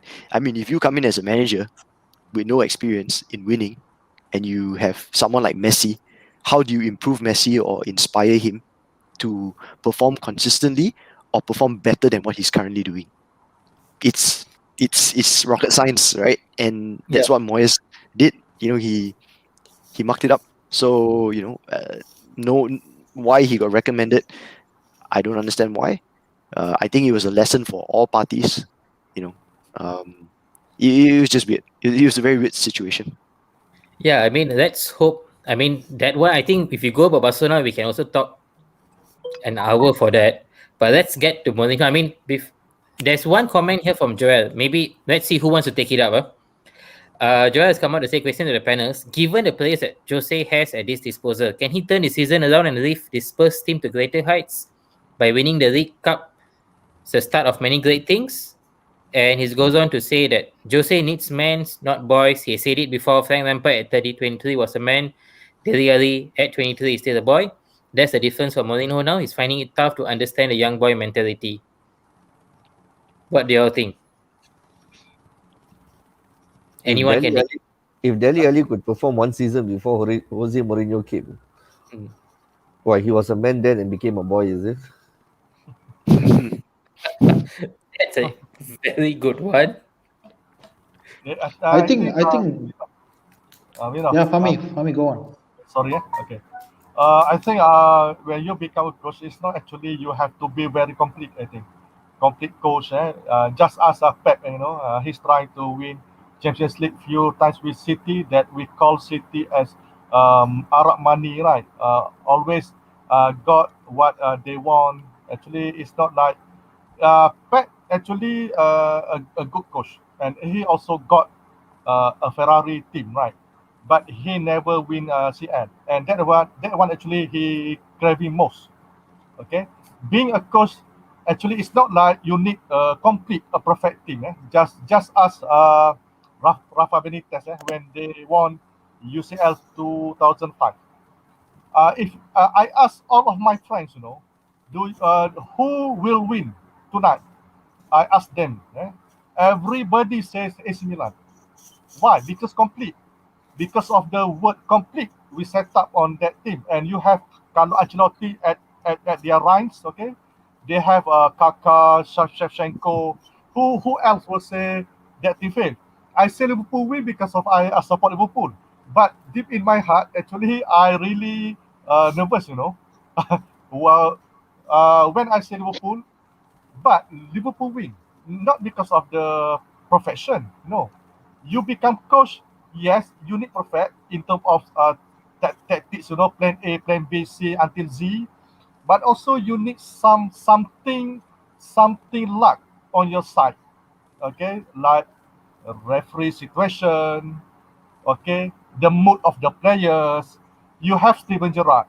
How actually the mood of the of Gerrard during that game? You have the Mahaman, Liverpool player that won CL 2005. I think who you can call star apart from Gerrard? Garcia, Harry Keel, do that. Jamie Carragher. Carragher is himself. I don't call him star. He just he has work rate, always defending very well, but no star. So Rafa Benitez won the CL with no star. So if you explain Hey, in Fami, science, we had the star for me, Jimmy Torre. Ooh. Okay, it's not about You complete. guys forgot Ego Biscan? Ooh. Desperate. Sorry, man. Champions League winner. Yeah, you not necessarily about perfect. No, just aspect. How many UCL he won at City, even though five season or six season now. Okay, Okay. it's not about that. Refereeing, mode of player. What I told you before. Okay, that's the All point. right. Interesting. I mean, anyone else has a different view on this before we move on to the next topic? Alan or Satya? No, none from man. It'll still be the same. I feel that Mourinho can salvage the season. How he puzzle solves and gets certain players to perform is right now, I think, the biggest challenge for him. Yeah. I mean, I hope they do because I think most of us indirectly do have a spot for Spurs. We want Spurs to be winning something because they are far too long from not getting something there. And hopefully Mourinho does it, or else I think this is his last stake. He has to deliver something this season, or the media is just going to be all over him again. And that will might we don't want to see that going down. But as we want Mourinho to be a winner, who has been the winner of the current transfer window? Who did you guys think that pulled off good signings or brilliant signings that just got a better deal? In the Premier League, Yeah, maybe anywhere, Premier League, La Liga, uh, across both nanti. uh, Premier League for me, I think West Ham, Southampton, West Brom, they pulled off some really good transfers. Some really, really nice transfers that I think will only strengthen their push this season. And Everton's also not doing too bad. If I'm not mistaken, they brought in like one or two, which I They felt, got Joshua King. Joshua Kane. Joshua yeah, King. which will definitely help add to their push as well. I think the losers of this January transfer window are the big teams who were supposed to strengthen, did not strengthen. I think it could come back to haunt them for not doing it. But we'll see. We'll see. Winners definitely Southampton, West Ham, West Brom, Everton also to a certain extent. Definitely these teams. All right. What about Pua or Satya? Who do you all think? I think before mentioning who's the biggest winner and losers, I think this is the very first time after 2012 we can see the transfer window dominated by loan deals. I think literally every single club actually opted for loan deals for obvious reasons because this is No, not the right situation. I mean, it's been some time. Do you all know the highest transfer fee paid in this window was only 23 million? Yep. Yeah. Yes. Surprisingly, The Dude, total money pandemic, man. spent, the the total pandemic. I money mean, spent in this window is 52 million only. That's the lowest since 2012. Yep. For obvious reasons, the pandemic situation, we agree that, and we know that the giant club like Real Madrid and Barcelona also struggling financially. So it's understandable. So I think the clubs did their absolute best to do their business. And I think Arsenal got a very good deal. I mean, player in Martin Odegaard. I think that's a good signing for them. And Arsenal also would be really relieved to yeah, actually let go so many players. They yeah, have they let go. five They players. have I think, let if I'm not more mistaken. than that. If you see the full list, there are more than 10 players who actually left the club. Like 10 actually. Mustafi left, Kolasinac left, Saliba left, Socrates 10. released. More Saliba, than yep. Willock Kolasinac, went to Newcastle. Niles, And Maitland-Niles, Joe Willock. Niles went to West Brom, Messi. and the big one Ozil went to Fenerbahce. So, in a way, I think in financial Mustafi perspective, yep. Come was again? supposed. Chocolate Mustafi was supposed to come to Liverpool. Decided to go to Germany back. Oh, thank you, Arsenal, for terminating his contract. Thank you. Mustafi is a legend for Arsenal fans also. I mean, for Liverpool fans also. Right now, thank God, thank God, Arsenal terminated his contract that enabled him to join Schalke on time. So yeah, Arsenal are biggest winners. I think they have a balanced squad now. I think Odegaard is a very good signing. I think they had a last minute attempt to sign the Crystal Palace left back, Van Hall, from mistaken, but they just couldn't make it. I think it's like I think Crystal Palace didn't let him to join, and I think if they have signed him, it should have. I mean, it would have gone down as a perfect window for them. So I think in terms of their account now, they would have been balanced their their balance well their account now because they let go so many players, especially Okay. the big one, the Ozil. And another signing that impresses me the most were Everton bringing in Joshua King. I think Ancelotti started to realize that relying too much on Calvert-Lewin gonna backfire him. We have seen that against Newcastle. They struggled. They have no clue what to do. The long balls to Calvert-Lewin didn't work, and to do that against Steve Bruce, who actually for the very first time shocked me with the 4-3-3 lineup. He came into this game very positively. He played the right players at the right position, took the game to Everton, surprised them, and then they won the game deservedly. They won the game It deservedly. was I the think first game after 10 matches, right? If I'm not mistaken. eight or First win. ten, 8 or 10. So that's the thing. I think it's a good signing. I think Joshua King was supposed to join Southampton. Southampton, and then Southampton re-evaluate the situation, and then they gone for Takumi Minamino, Yeah. who I believe equally a very good signing for them. We Southampton have now have Minamino, Ings, uh, Adams. hmm. They have a very good attacking lineup now.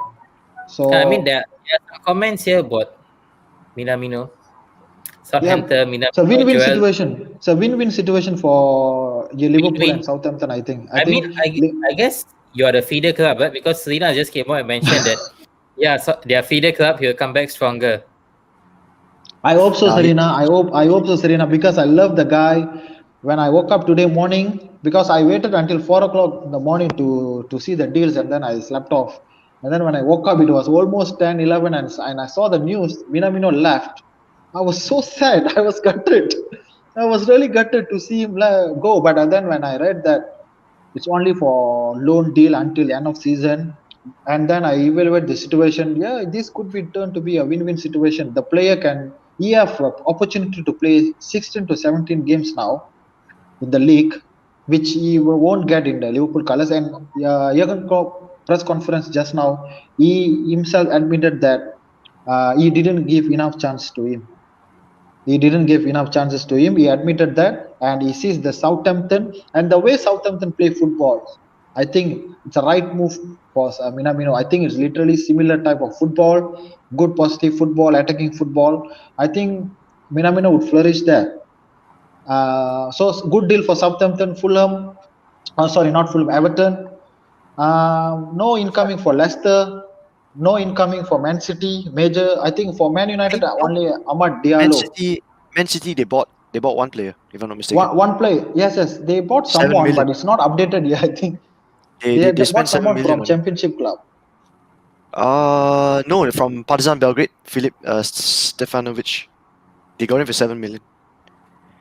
Oh, is They it had a lot of okay? loans. Yeah, they pushed out a lot of their youngsters. Man City pushed out a lot of their youngsters, but they brought in one player, 7 million. I think Wolves did brilliantly bring in that loan striker, that loan deal, William Jose from Sociedad. I think they need to replace Jimenez. Yeah. But yeah, I think Minamino going to Southampton, he's got to go through that Southampton boot camp like most of his teammates. Yeah, Yeah, yeah. without And using I the think Wolves. it's equally a good window for Newcastle as well to bring in Joe Willock. I think Yeah. it's a good signing Joel for them. Joel has gone in and said Moises Caicedo to Brighton. This one's ready to watch for. I mean, Mm. Caicedo, his talent upcoming. And Joe Willock to Newcastle. Shelvin Willock could be interesting in middle. I mean, Newcastle did pull off some great signings too. Alan, there's one for you. Do you So, think Lingard will come back rejuvenated to United?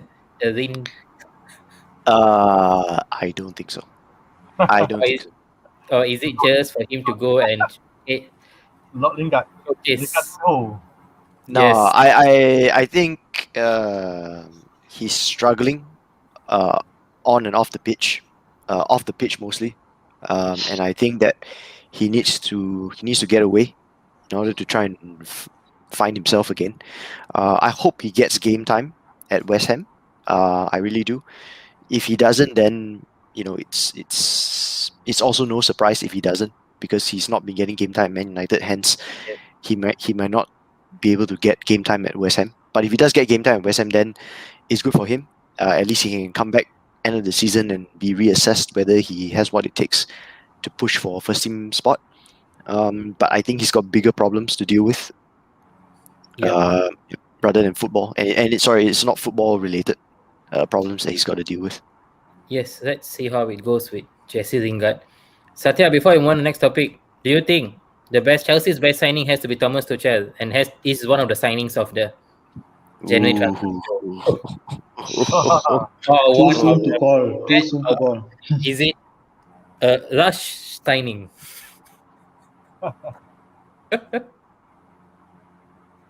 Sorry, You're on mute. yeah, You are in sorry, mute. sorry. I think a lot of people felt bad for Frank Lampard because he had to make such an early departure. But Frank Lampard was there from the time Roman Abramovich was. He knows that if there's no results, there you go. And unfortunately, he's no exception to it. So he also paid the price to it. Yes. So Thomas Tuchel, he also have a battle in hand. Not sure how is he going to manage this team. So if left to be seen as to how far can he goes. As to the transfer window, I'm one of those who do not agree for a January transfer window because I just do not like team players coming in and going out in the midst of the season. Of course, teams like us will be quite lucky because I mean, this is still a better way than those times, right? Those times signings can be just made any point of time. but you see, you also need to be mindful in good times. The teams with big money will able to splash the money, whereas the lower teams and the mid-table teams they are not able to. All right, that's where the difference was. All right, so even a transfer window should close before the season starts, not while the season starts and and the window closes. All right, Okay. so I think one thing good for this transfer window was I think Liverpool by itself because it's such a raw deal that they got Ozan Kabak for a loan deal. All right, Oh, and that announcement only came when they told that Matip was out for the rest of the season. All right. And the other deal was the 2 million deal from Preston. I think those are all raw deals, all right, during Yeah. this pandemic. And I mean, we definitely needed a cover and we got the cover. And I'm not sure whether these players are up and ready for the next game, but eventually they'll be there fighting for the places. I think the other team that, well, like Pua said, I think it's for Everton, Joshua Kane. All right. It is. I was surprised that he was not being called up by any other Premier League teams when Bournemouth were relegated. All right, he was one of those talented players in the Bournemouth, and the other team that at our expense who's going to enjoy the benefit is Southampton because that's literally going back to our academy. All right, and Mina it's Mino your will be feeder getting, club. yeah. All right, nothing to be ashamed about. All right, and he'll be getting more game time. It's said. All right, like what was it? He didn't get enough time. All right, such a prone player. He had his first start. He had the first goal, and then he goes to the bench again. All right, I really hope, really wish him all the best. Come back stronger and wiser to the Liverpool team next. All right. I mean, so Fahmi, what about you, Fahmi, before we wrap up on this topic? Do you have anything? Because there's one from Dave who mentioned that Parma made some huge signings to 6 or 7. I can't recall. Yeah, they did some interesting signings. So I think they are one of the winners of this pandemic situation. But aside from that, I don't think so. Anyone else did great things. I think maybe one of the players that we could think of is Luka Jovic. He couldn't score goals in Real Madrid, but the moment he went Yeah. back to his old club, he seemed to found himself back. Yes, he did. He did. Okay, guys. Perhaps a wrong Yes, move to join Real Madrid, I think if we which talk, happened, we talk which I think if happens. I think Pua, we should talk about this in the next show. Real Sure. Madrid. Yes. Because once we start about them, that's another 30 minutes to 1 hour, I think, be Yeah, going yeah. on. The way Zidane plays, let's keep it. We have a good topic. Let's keep it for next week. But guys, let's quickly round up for the day by moving on to few things, which is do a quick roundup on the Spurs and Chelsea game and also on the Everton and Leeds game. Maybe we start off with the Spurs and Chelsea game. So, Fami, what do you think? Chelsea and Spurs. Tracking Yes. game, London. Hmm. London derby. Okay, Chelsea they need to Tuchel need to prove again that he actually the right person to lead Chelsea at the expense of Lampard. So this one Chelsea both team need to win, of course. Every time you play football, you want to win, even though they say we already at the top. Okay, that one actually they say bullshit thing, right? Because when you play football, you want to win, whatever it is, what the stakes, okay, low stakes or high stakes, actually you want to win. So Chelsea, Tuchel want to show to the others that I can here. I am really serious. I want to win as many as games, and why not? I want to win title in my first season with Chelsea. But as for Spurs, I know I'm not a fan of Jose. I'm a fan of Jose. But now I'm not a fan of him anymore because of the way he played. He once said, okay, what the football you play, you want to win. Ugly win, beautiful win, you want to win. Okay, but now when you bring ugly play, ugly tactic, it leads you to losing more, not winning more. That's the problem. Okay, so for Spurs without Kane, okay, but they still have Son, but why? Okay, uh, Hyobie, Nombele, and Dombele, that guy very good, covering midfield. He showed when he played Liverpool before, and also Rodon. I like Rodon, Joe Rodon. Age only 23, but I think he play very decent game. Toby Adewera, yes, Sanchez. I think Spurs for this game, Spurs cannot win. I think cannot win. Okay, because of the dependency, the reliance on Kane. Okay, Son also become mute, silent. Okay, because of the uh, Kane, Kane injured. Kane now, I compare to Gerrard when Liverpool won CL. Okay, Gerrard lead Liverpool and now Kane lead Spurs. So how Gerrard actually lead Liverpool, now Kane also try to lead Spurs the way like Gerrard did. So actually, without Kane, Spurs cannot go further. Winning games, yes, can winning games, but to go further, I think hard. So we hope Kane recover very quick. Okay, So, what do you think about this match, Tuan? So, Fami, what do you think? What's the score like, or how you think it's going to turn out? is the not will be Tuchel will win second game. Okay, third matches, right? Third Yeah, matches for third Tuchel. match. Third So match. Tuchel will win this battle with Jose. So Jose, 2-0, I think. Oh, 2-0. Prediction. Whoa, Chelsea. Chelsea. But Yeah. Spurs is playing at home. Yeah, I know. Playing at home. But Tuchel, I know him. Okay, when he managed Dortmund, when he managed PSG, I know how actually he got a very good experience, very good CV. To handle team like uh, the big team, the big team. So now Tuchel always got the big team, and he know how to handle. And Chelsea actually the routine for Chelsea is whenever they got new manager, they always end up with title actually. with EPL title, but not for Lampard. Okay, but always it's not like every manager no, but majority of the manager when they hired this manager give them EPL title. So maybe this mojo will come back to Chelsea again. Tuchel because of the experience. Tuchel experience wise yes, tactical wise also yes, and now Tuchel actually repairing the back line, the defense, and he can because before when you see Chelsea play what team before? Sorry, I forgot. Burnley what? Wolf. Chelsea What is play before. Okay, forget. But before, Chelsea played against Burnley. Burnley right? Yeah. Burnley managed to shot zero.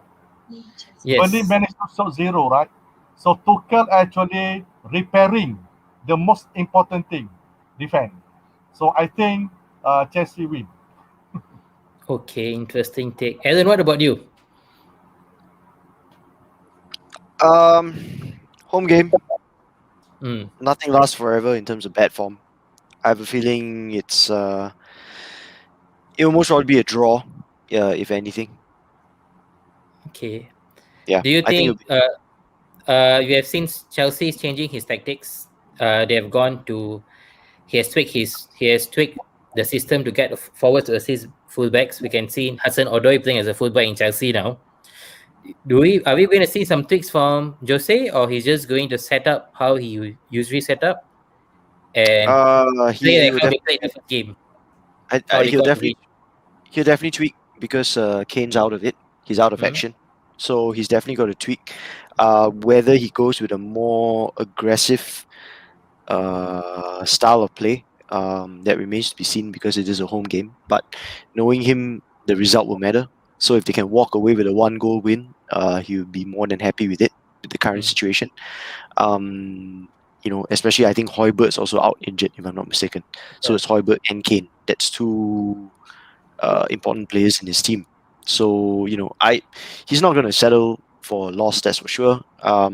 Maybe a draw, but I think that given the current situation with the team, um, you know, a draw is most likely on the cards for them. A 1-goal win would be the best case scenario for them. Chelsea looks like the favorites going to this right now. Mm.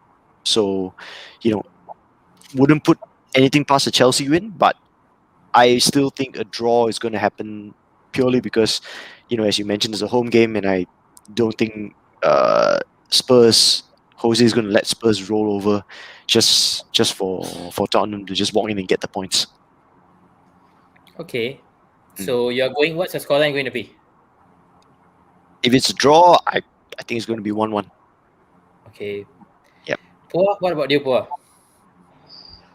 Tuchel, as you said, he actually changed a bit his formation and the way Chelsea play. I think he brought in Alonso. Whenever you bring in Alonso, and you know how Alonso flourished under Antonio Conte with that 3-4-3 system. I Mm. think against Burnley that day he played 3-5-2. And prior to that Burnley match in the press conference, Tuchel clearly said that there's no point playing four at the back against teams that park the bus. He Mm. was so honest about it, and he got it right. He played three at the back. He played Alonso as the left wing back and Aspilicueta, I think, and as Yes. a right wing back, and it worked. Um, and I think they had 820 passes completed in that match, which is a new record in Premier League. Not even the greatest Man City side had managed that. So we can see that he prefers his team to dominate the game, even without creating chances. He prefers his team to hold the ball, possession football, and I think that day they created enough chances. It's not about two chances and they scored two, and they created enough chances. Just that Timo Werner still being himself and not start scoring goals. And I think if if he and Kai Havertz improve and started to score goals, I think Chelsea would be unstoppable in my opinion. And this game, my prediction, I think losing Kane and Ochberg is it's too much for Spurs in my opinion. In my opinion, I think to lose your main defensive midfielder and your main centre forward is too much. And I think Mourinho would go with his usual tactic just to sit, go for an counter attack or set piece. I think Chelsea's favorite for this clash, but I think it is going to be a 1-0 or 2-1. I go for Chelsea, and I think the momentum is with them at Oh, the moment. The momentum is with Chelsea at the moment, and I can see that I can see Chelsea actually start to climb and slowly progress towards the top four battle. I think if Spurs lose this game, it's going to be really hard for them. It's okay. not it's too much, and I go for Chelsea win 1-0. I think Chelsea will keep clean sheet. I think I think Chelsea will keep clean sheet 1-0 to Chelsea. All right. Satya, what about you? Okay, not going to be too long on this. I think for Chelsea, I think it's still early days for Tuchel. All right, and still new to the Premier League, and I doubt he has still have a settled first 11. All Hmm. right, and going to Spurs. All right, Mourinho being Mourinho. All right, he as, yes, he's going to miss Kane. All right, then obviously there will be a tweak to his lineup and also to his formation, Hmm. and it's going to be a London derby, and I don't think he wants to lose that game. He might not be able to nick the game, all right, but I'm very sure he does not want to lose. So I'm going for a draw, and I think it's going to be a 1-0. Interesting. We have 2-1-1 and two wins. Okay. We know that's going to be a bowling game. What about Everton and Leeds? Satya, I mean, Everton started off well, then they seem to go down. Uh, Leeds, in the other hand, has been had a turnover. The last two matches have been playing brilliantly. Dave have mentioned here Everton trophy for the season, 5 games, one title. Oh, it's Liverpool fans on Everton. It's They bad. won the Dave. title in September. They won the title in September. Yep, But yep. how do you see this match? Do you I see Leeds going for a third win if they are able to do it, or it's Everton will regain back their form? I think Everton is a different animal to Leeds lah. All right, so I doubt Leeds is going to go on a third game winning spree. All right, Everton is going to indicate this time. I think with Joshua King coming on board, but I'm not sure whether is he going to be at the first 11. And No, I don't think. I think Everton is going to go back to their winning ways probably from tomorrow. But sustainability and being consistent is another thing for them. So going for Everton's win. Interesting. Everton. Alan, what about you? Everton to nick it as well. I agree with Satya. I think Everton have what it takes. Leeds are still it's their first season back in the Premier League. Take nothing away from their win against Leicester, right? But I think Everton will come in knowing that they need to get a result. They'll put up a fight. Everton to nick it by a goal. Okay, Everton. Two Everton. So for me, Okay, for me, I am a fan of Marcelo Bielsa. So Bielsa always has something up to his sleeve. So I think the informed Benford, okay, he can but score again. Benford might be not playing. He has a dead leg, if I'm not mistaken. So Oh, he might miss out. but still okay. Even though don't have Benford, but still for me, I think Leeds will go on top because of the running, of the running. Maybe because of the winning against Leicester. Leicester also used to be title challenger, but now I don't know what happened to them on off, right? But Leeds can win against them. Actually, give them some tonic and momentum and give belief. So if you see Bilsa, he always thinking, while walking, we always thinking. See the grace, give grace to fish, Okay, see the pitch and then thinking. I think because of that, because of philosophy that Bielsa bring to Leeds, I think because of the momentum, I think that's why I give to Leeds 4-0. Huh? Leeds winning 4 Did you 0. just Wow. say 4-0? That would Oh, Yeah, that yeah, would yeah. be Oh, the upset of the day. You got to believe. You got to believe me, Pupa. You got to believe me. I'm not gonna make fun of that because I think Fami got it right a couple of times with his Liverpool predictions. I mean, Uh, okay. This will be a very interesting game if it goes to the 4 0. Pua, what about you? Are you going with the 4 0? Or No, no, you no, no. I'm going for a. Okay, cool down, Fami. Cool down.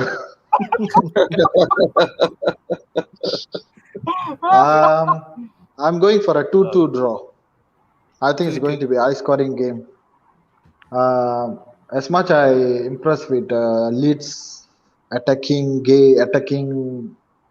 uh, numbers, they tend to score goals, but they look vulnerable at the back as well.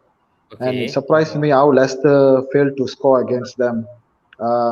Perhaps they missed Vardy so much. Hmm? Um, but I think it's going to be my prediction is going to be 2-2. 2 2. I, To be I scored. myself agree with Satya and Aaron here. I don't think Leeds would go 3 win in a row. Okay. If 2 they 2 go who? with 3 win in Ben. a row, it's impressive. It's a very impressive, but it's interesting that it's going to be Bielsa versus Ancelotti. It's very interesting. Uh, Two giant names in uh, European managerial um, field. So Yes. it's interesting. It's interesting. I expect goals, so that's why I go for 2-2. Okay. Definitely not 4-0. Definitely not 4-0. I think Pua went for 2 2 because he wants Calvert Lewin and Benford to score for his I fantasy. fantasy benched league. I benched Calvert Lewin after his miserable outing last week. I have Bamford and Wilson in my team, so maybe I would change my mind and bring in Calvert Lewin. very nice, Pupa.